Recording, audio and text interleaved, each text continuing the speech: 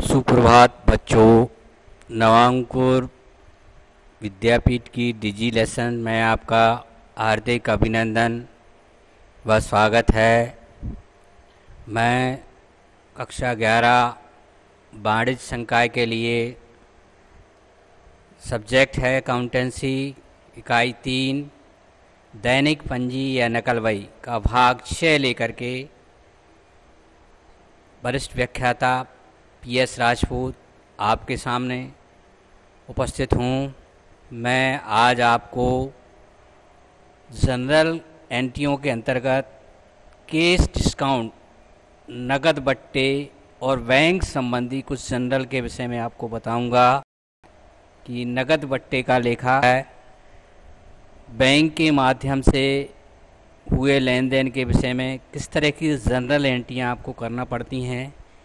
इसके लिए मैं आपको आपकी जो किताब है राठी सर की, इसके लेखक राठी सर हैं, उस किताब के पेज नंबर 161 का सवाल क्रमांक 6 और सवाल क्रमांक 7 लेकर के आपको बताऊंगा कि नकद बट्टे और चेक के थ्रू किए गए लेन देनों का जनरल कैसे तैयार किया जाता है, कैसे इसका लेखा किया जाता है, ये लेकर मैं आपके सामने उपस्थित हूँ।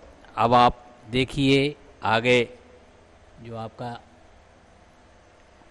प्रश्न है। पहला, काबिल को 10,000 रुपये का माल उधार बेचा, ये उधार सौदा हुआ बच्चों। दूसरा लेन देन है, काबिल से 10% बट्टे पर चेक से भुगतान किया। काबिल ने 10% बट्टे पर चेक से भुगतान किया। काबिल को हमने 10,000 रुपये का माल बेचा था, जिसमें से उसने 10% बट्टा काट करके हमें चेक से। बच्चों मैं यहाँ स्पष्ट कर देना चाहता हूँ कि नगद बट्टा केवल नकदी लेन देन होने पर ही ग्राहक को दिया जाता है। तो या तो वो व्यक्ति हमें, जिस व्यक्ति से हमें पैसा लेना है, वो नकद पैसा दे या चेक के माध्यम से। चेक के माध्यम से किए गए लेन देन भी नकदी की श्रेणी में आते हैं। तो पहले वाले लेन देन में बच्चों यहाँ आपका काबिल का खाता होगा और विक्रय खाता हो गया। काबिल व्यक्तिगत खाता है, पाने वाला है, इसलिए इसको अपन डेबिट करेंगे। माल बिक रहा है, इसलिए विक्रय खाता होगा। विक्रय खाता वस्तुगत खाता है, जा रही है वस्तु, जाने वाली वस्तु को हम क्रेडिट करते हैं रूल्स के तहत। एक बार रूल्स फिर से दोहरा दे रहा हूँ। तीनों रूल्स को मैं बच्चों, परंपरागत विधि में खातों को मोटे तौर पर 2 भागों में बांटा गया है। एक व्यक्तिगत खाते, दूसरे अव्यक्तिगत खाते। अव्यक्तिगत खातों को फिर 2 भागों में बांटा गया है, वास्तविक खाते या वस्तुगत खाते और नाममात्र के खाते। व्यक्तिगत खातों को बच्चों डेबिट क्रेडिट करने का नियम है। यदि व्यक्ति पाने वाला है तो उसको डेबिट लिखते हैं, डेबिट करके कर्त लिखते हैं, और देने वाला है तो क्रेडिट करके। तो यहाँ काबिल पाने वाला है, इसलिए उसको डेबिट करेंगे। वस्तुगत का नियम है बच्चों, आने वाली वस्तु को डेबिट करते हैं और जाने वाली वस्तु को क्रेडिट करते हैं।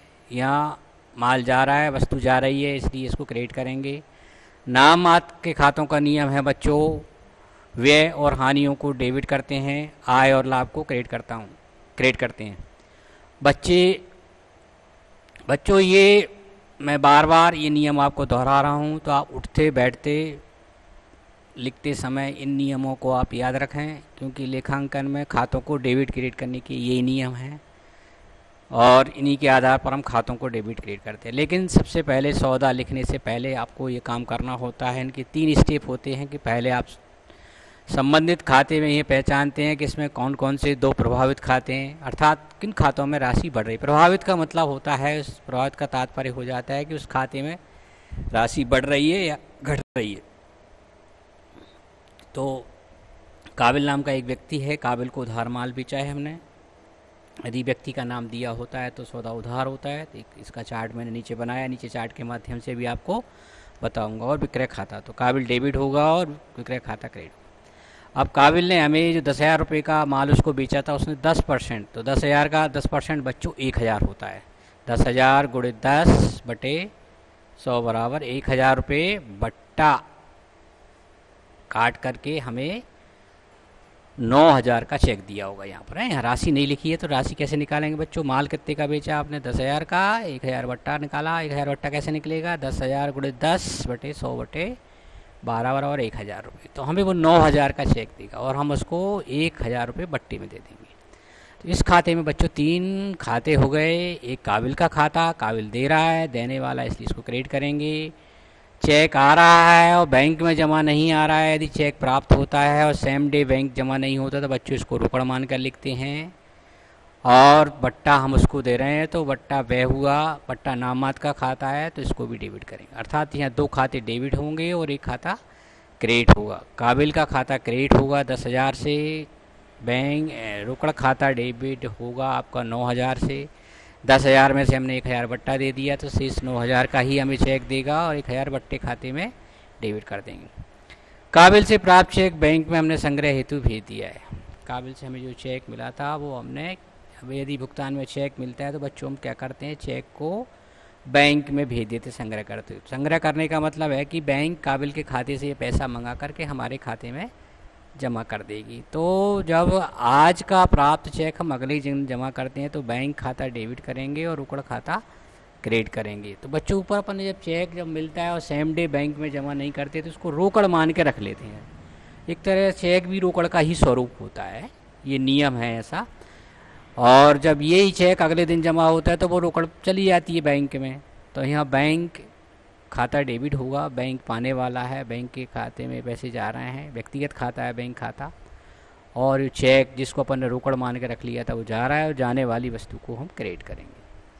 अब चार्ट के माध्यम से देखिए, 3 ही एंट्री हैं। ये चार्ट बना है बच्चों, माल बेचा है, व्यक्तिगत खाता काबिल, विक्रय खाता वस्तुगत खाता है, काबिल पाने वाला है, माल बेचते हैं तो सामने वाला पाने वाला होता है, इसलिए इसको डेबिट करेंगे, पाने वाले को डेबिट करते हैं 10,000 रुपये। विक्रय में हमेशा वस्तु जाती है और जाने वाली वस्तु क्रेडिट। विक्रय खाता हमेशा बच्चों क्रेडिट होता है। दोहरा लेखा का सिद्धांत है कि हर सौदे में आपको 2 खाते होंगे, एक खाते के डेबिट में करेंगे तो दूसरे खाते के क्रेडिट में करेंगे। तो ऐसे भी कह लीजिए विक्रय खाता क्रेडिट है तो काबिल का खाता डेबिट भी होगा है। दूसरा देखिए बच्चों, ये देखिए 10,000 का माल बेचा था तो उसने हमें 10% बट्टे पर एक चेक दिया है। तो 10,000 का 10% मैंने निकाला तो बच्चों कितना आएगा?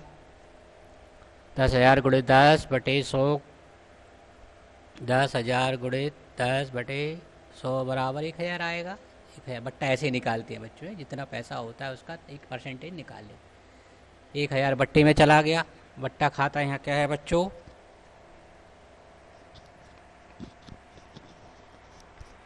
बट्टा खाता आपका नाम मात्र का खाता है, व्यय का खाता है। बट्टा हम उसको दे रहे हैं सामने वाले को, इसलिए डेबिट करेंगे।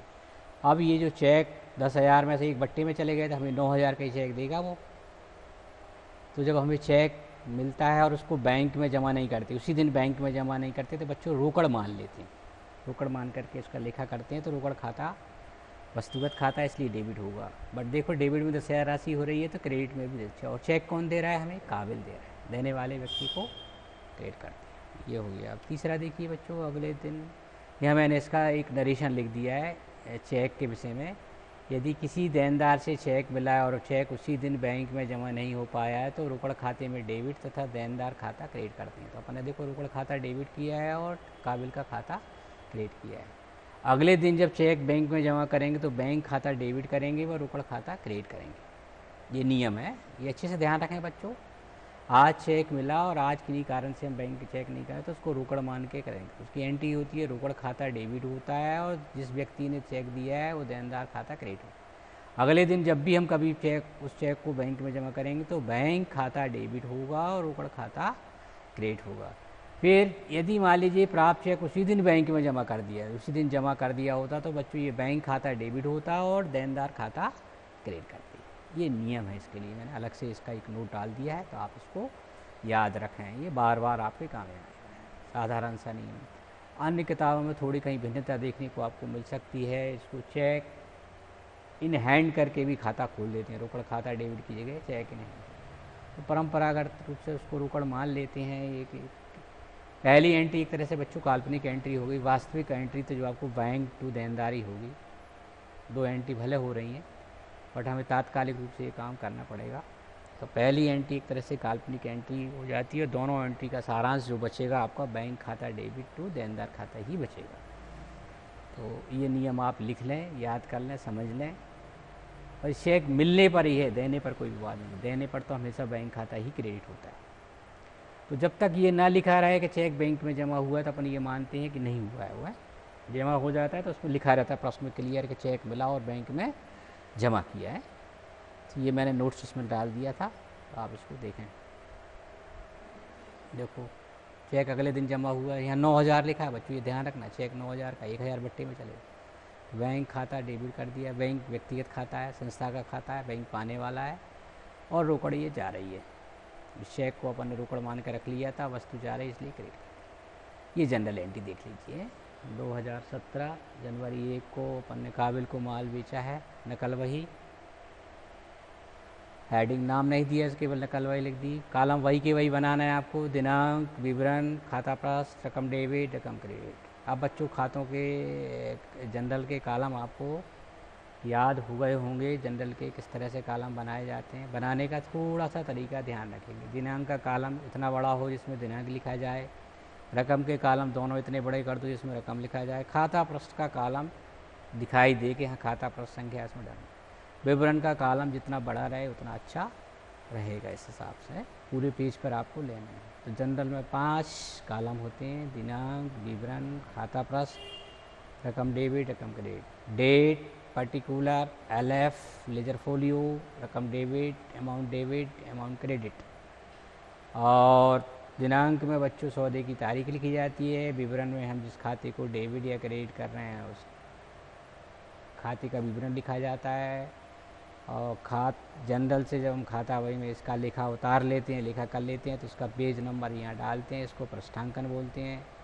रकम डेबिट वाले कॉलम में जिस खाते को हमने डेबिट किया उसकी राशि लिखी जाती है, और रकम क्रेडिट वाले कॉलम में जिस खाते को हम क्रेडिट कर रहे हैं इसको, इसी को बच्चों डेबिट क्रेडिट करना बोलते हैं। डेबिट क्रेडिट करने का वैसे कोई वैसा अर्थ नहीं है, कहीं भी नहीं दिया है कि डेबिट काय का अर्थ है। खाते के बाईं ओर के भाग को डेबिट बोलते हैं और दाईं ओर के भाग को क्रेडिट बोलते हैं। जब आगे आप खाता बनाएंगे तो मैं आपको बताऊंगा। थ्योरी वाले भाग में मैंने आपको बताया था कि खाते का स्वरूप कैसा होता है, प्रारूप कैसा होता है, उसके कैसे कॉलम होते हैं। तो बाईं ओर जब हम किसी को लिखने की नौबत आए तो साधारण सी बात भी होती है, जब बच्चों अपन किसी से सामान उधार लेने जाते हैं तब उससे कहते हैं हमारा नाम लिख लो। डेबिट का अर्थ नाम ही होता है। नाम लिख लो मतलब उसको बाएं तरफ लिख लो। कोई को पैसे हम देने जाते थे क्या बोलते हैं, हमारे जमा कर लो, जमा कर लो मतलब हमारे खाते में दाएं तरफ तो दायां बायां ना बोल करके नाम ले। एक बोलचाल की भाषा में बच्चों हम नाम जमा बोलते हैं। जो बिना पढ़े लिखे लोग हैं या जिनको वही खाते का ज्ञान नहीं है, कॉमर्स का ज्ञान नहीं है, वाणिज्य का, वो भी नाम जमा बोलते हैं। आप सामान उधार लेके आते हैं तो आप उधार लेने के बाद अपन दुकानदार से आप क्या बोलते हो, हमारे नाम में लिख लो। नाम में लिख लो मतलब जिस उसकी हिसाब किताब की पुस्तक में आपका उसने खाता खोल रखा है, जहाँ आपका हिसाब किताब रखता है, वो नामे पक्ष में लिख लेगा। और जब आप पैसा देने जाएंगे तो क्या बोलते हैं बच्चों, ये बोला जाता है कि आप हमारे जमा कर लो। जमा कर लो मतलब हमारा जहाँ हिसाब किताब लिखा है उसको जमा तरफ अर्थात क्रेडिट साइड लिख लो। तो वही की वही चीज़ तो है, बस यहाँ अपन किताबी ज्ञान के रूप में उसको व्यवहारिक रूप में पढ़ रहे हैं। तो काबिल डेबिट हो गया, विक्रय क्रेडिट हो गया। नरेशन लिखते हैं उसके नीचे बच्चों, नरेशन छोटे कोष्ठक को लिखा है, फिर लाइन खींची। लाइन हमेशा विवरण वाले कॉलम में खींचना है, खाता प्रस्थ, रकम डेबिट। जब आपका एक पेज भर जाता है तो इस पेज के जोड़ को हम अगले पेज पर ले जाते हैं, इसको कैरी फॉरवर्ड करना बोलते हैं, शेष को आगे ले जाना बोलते हैं। मेरा एक पेज भर गया है, एक पेज पर मेरी एक ही एंट्री आ रही है, शेष को मैं अगले पेज पर ले जाऊँ। बट ये प्रक्रिया आपको नहीं करना है, आपको तभी करना है जब आपका पेज भर जाए। तो नहीं भरा है तो फिर आपको कैरी फॉरवर्ड वाली प्रक्रिया नहीं करना है, या तब करना है जब आपका पेज भर जाए। बीच में इसको CF नहीं लिखना है। तो अगला पेज मेरा देखो पिछले पेज के जोड़ से शुरू होगा। पिछले पेज का जोड़ 10,000 ये ले आया मैं, और हमें काबिल से चेक मिला है देखो, तो रोकड़ खाता डेबिट कर दिया मैंने 9,000। बट्टा खाता, बट्टा खाता नामात का खाता होता है, बट्टा हम देते हैं तो वह है और मिलता है तो आय होते हैं तो क्रेडिट होता है। तो बट्टा खाता बच्चों डेबिट भी होता है और क्रेडिट भी होता है, बट व्यय है तो डेबिट और आय है तो क्रेडिट करते हैं। काबिल हमें चेक दे रहा है, काबिल का खाता यहाँ ध्यान रखना है 10,000 से ही होगा, 9 से नहीं होगा, क्योंकि काबिल का खाता तभी बराबर होगा जब 10 से हमने उसको डेबिट किया है तो 10 से ही हमें क्रेडिट अर्थात दोनों पक्षों में जब हम बराबर राशि लिखेंगे तो तभी तो उसके खाते के दोनों पक्षों का योग बराबर आएगा। योग। और एक मज़ेदार चीज़ है बच्चों, बट्टा खाता हमेशा रोकड़ के साथ चलता है। यदि रोकड़ खाता डेबिट है तो बट्टा खाता भी डेबिट होगा, यदि रोकड़ खाता क्रेडिट है तो बट्टा खाता भी क्रेडिट होता है। ये इसकी पहचान होती है। काबिल से चेक मिला और बट्टा दिया, नरेशन लिख दिया संक्षिप्त में, तारीख लिख दी। तारीख लिखने का तरीका आपको समझ में आ रहा है कैसे लिखते हैं। सबसे ऊपर सन लिखते हैं, उसके नीचे महीना और फिर डेट डालते हैं। सन बार बार लिखने की आवश्यकता नहीं होती है, एक पेज पर एक ही बार लिखते हैं। जब सन बदलता है, पेज बदलता है तो सन डालते हैं, बस महीना और डेट आपको हर, इसी को तो बही खाता बोलते हैं बच्चों, ये तो बही खाते की परिभाषा है। फिर मेरा पेज भर गया बच्चों, देखो पिछले पेज का जोड़ 10,000 था और इस पेज का जोड़ 10 और 10 और 10 20 हो गया है। तो बैक फॉरवर्ड पीछे से लाया गया, कैरी फॉरवर्ड आगे ले गया। अगले पेज पर पहुंच रहा हूं मैं। उस प्राप्त चेक को बच्चों मैंने बैंक में जमा कर दिया, तो बैंक पाने वाला हो गया, बैंक खाता डेबिट हो गया और रोकड़ खाता आपका क्रेडिट हो गया। काबिल से प्राप्त चेक बैंक में जमा किया मैंने और जोड़ लगा दिया, फिर हमें तो 29,000। ये सवाल, ये बच्चों बट्टे की एंट्री थी। ये बट्टा यदि हम ग्राहक को देंगे तो उसका लेखा कैसे करेंगे। बैंक के लेन देन भी इसमें आ गए। पिछली प्रविष्टियों की तुलना में ये प्रविष्टियाँ मैं आपको दो चीज़ें भिन्न रूप से दिखाई देखी। एक तो बट्टे का लेखा देखने को मिल गया और एक चेक वाला मिल गया। चेक का भी वो स्वरूप आपको देखा कि चेक आज मिला है और अगले दिन मैंने कभी जमा किया। हाँ, ये ध्यान रखना बच्चों, बीच में कहीं तारीख नहीं दी है तो उन तारीखों में कोई लेन देन नहीं है, छोड़ते चले जाते हैं अपन। अब चूँकि सवाल पूरा हो गया है तो इसका पूरा जोड़ लगा देते हैं। दोनों पक्षों का जोड़ 29,000 हो गया है। जोड़ हमेशा एक सीध में होता है, इसको महायोग कहते हैं। यही सवाल का उत्तर होता है, खातों को डेबिट। बट उत्तर का जोड़ आपका तभी सार्थक होगा जब आपने सही खातों को डेबिट किए। केवल जोड़ लगाने भर से आपका उत्तर सही नहीं हो जाता। जोड़ लगाने का तो बच्चों उद्देश्य सिर्फ इतना ही है कि हमने जितनी राशि डेबिट लिखी है उतनी राशि क्रेडिट है कि नहीं। ओके, ये सवाल क्रमांक 6 पूरा हो गया है। अब सवाल क्रमांक 7 को लेकर के मैं सामने हूँ। 6 और 7 में थोड़ी सी भिन्नता है। यहाँ मई 1 में जगत को 16,000 का माल बेचा है। सेम प्रविष्टि काबिल जैसी है इसमें है, बस केवल राशि और महीना बदल गया है।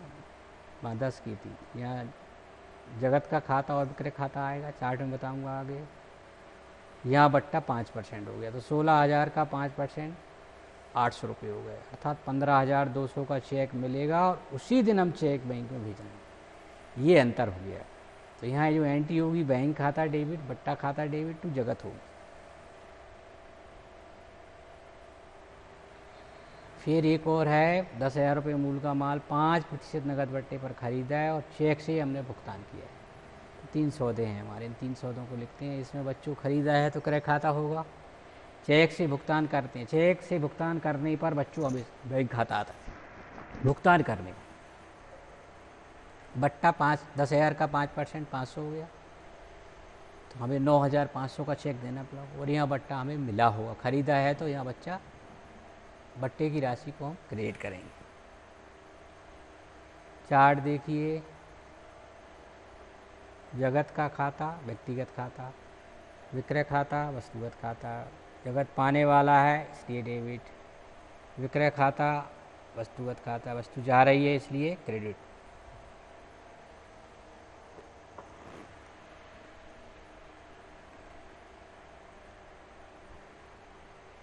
देखो बच्चों,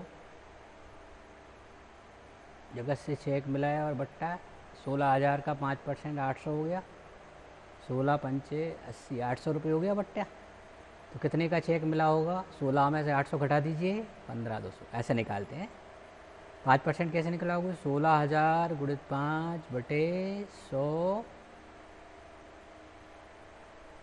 800 आ गया। 16,000 में से 800 घटा दो तो 15,200 का चेक दिया होगा बैंक खाते। अब यहाँ रोकड़ नहीं लिखना। रोकड़ क्यों नहीं लिखना बच्चों, क्योंकि उसी दिन हम चेक जमा कर रहे हैं। सेम एंट्री है पिछले सवाल जैसी। अब ये देखिए क्या किया है हमने, माल खरीदा है 10,000 का, बट्टा कितना है 5%, 10,000 का 5% 500 हो गया। चेक से भुगतान कर रहे हैं, चेक बैंक खाता, चेक से भुगतान करने पर बैंक खाता आता है। 10,000 में से 500 घटाए तो 9,000। तो क्रय खाता हमेशा डेबिट होता है, वस्तु आ रही है इसलिए डेबिट 10,000, बट्टा खाता क्रेडिट, बैंक खाता क्रेडिट। ये जनरल एंट्री देख लीजिए उसकी।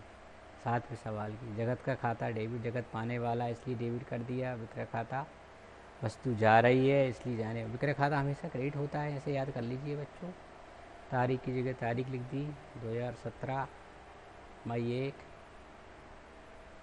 ठीक, पेज भर गया। जोड़ को कैरी फॉरवर्ड कर रहा हूँ। अगला पेज 16,000 से शुरू होगा।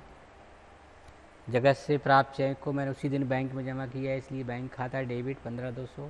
यहाँ बच्चों ध्यान रखना है 16,000 हमें उससे लेना था, लेकिन हमने 800 रुपये उसको बट्टे दे दिए तो हमें वो 15,200 ही देगा। चेक के थ्रू किए गए लेन देन बच्चों हमेशा नकदी की श्रेणी में आते हैं, नकद श्रेणी में माने जाते हैं, और इसलिए इसको नकद बट्टा मिलेगा। नकद बट्टा तभी दिया जाता है बच्चों जब सौदा नकदी हो, नकद लेन देन। ये हो गया आपका बैंक खाता डेबिट, बैंक पाने वाला है, व्यक्तिगत खाता है इसलिए 15,200 डेबिट हो गया। बट्टा वह है हमारे लिए नामात का खाता है इसलिए डेबिट।